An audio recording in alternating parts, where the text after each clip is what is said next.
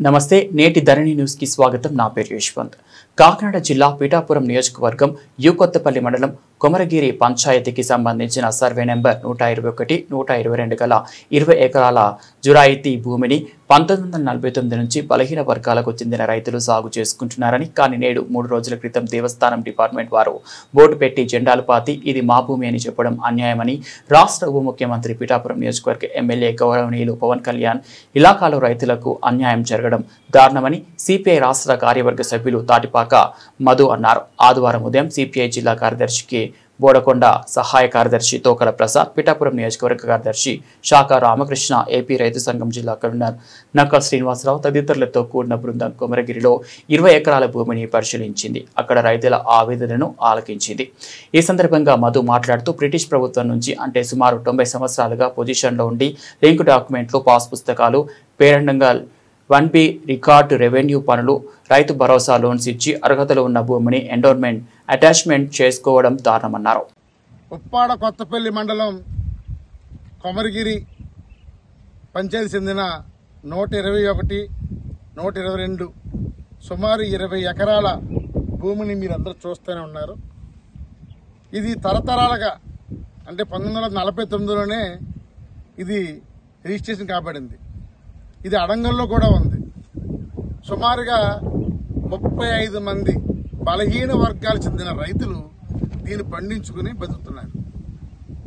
దీన్ని పక్కనున్న గ్రామస్తులు కొంతమంది వీళ్ళ మీద ఉన్న కోపంతో దీన్ని దేవస్థానం భూమి అని చెప్పి కోర్టులోకి వెళ్లి ఇక్కడ స్థానికంగా ఉన్న deputy chief minister Pawan Kalyan గారికి, జిల్లా కలెక్టర్ గారు అందరూ కూడా ఒప్పించి ఈరోజు వీళ్ళందరూ పట్టుకొట్టారు.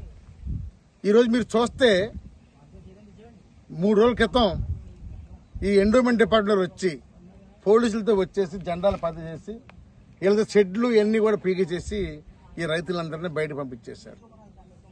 ఎక్కడైనా దేవస్థానం భూముల్ని పేదలకు ఇవ్వడం చూసాం, లేదా రైతులు ఆక్రమణ చూసాం.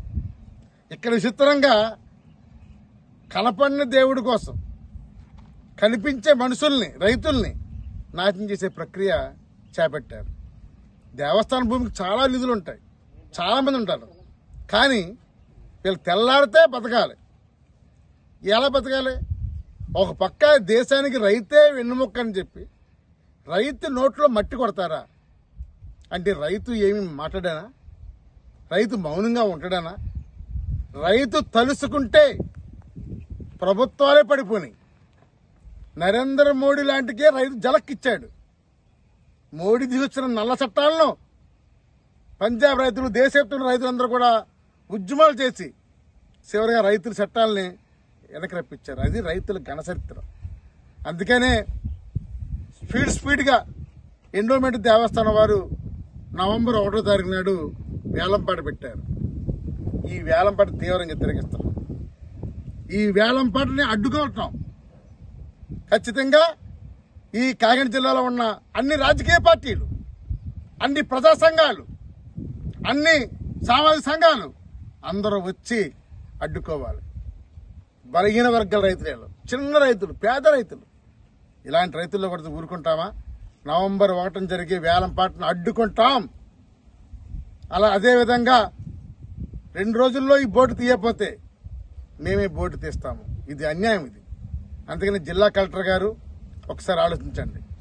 రాష్ట్రంలోనే పవర్ఫుల్ గా ఉన్న పవన్ కళ్యాణ్ గారు తప్పు చేస్తే ప్రశ్నించే పవన్ కళ్యాణ్ గారు, అలాంటిది మరి ఇంత అన్యాయం జరుగుతుంటే ఆయన సొంత నియోజకవర్గం అయి ఉండి ఇది చూడలేదు, ఆయనకి తెల్లలేదనుకుంటా. కావాల్సిన కొంత జనసేన నాయకులు, ఇక్కడ ఇన్ఛార్జ్ నాయకులు ఆయన తప్పట్టించచ్చు. పవన్ కళ్యాణ్ గారు దండం పెట్టి అడుగుతున్నాను, దయచేసి ఈ రైతుల కోసం ఆలోచించండి, వీళ్ళకి న్యాయం చేయండి. ఇది మేము విజయవాడలో కలుస్తాం, ఇక్కడ కలుస్తాము. తప్పనిసరిగా ఈ పేద రైతులకు న్యాయం చేయాలని కోరుతున్నాం. తాటిపాక మధు, సిపిఐ రాష్ట్ర కార్యదర్శి.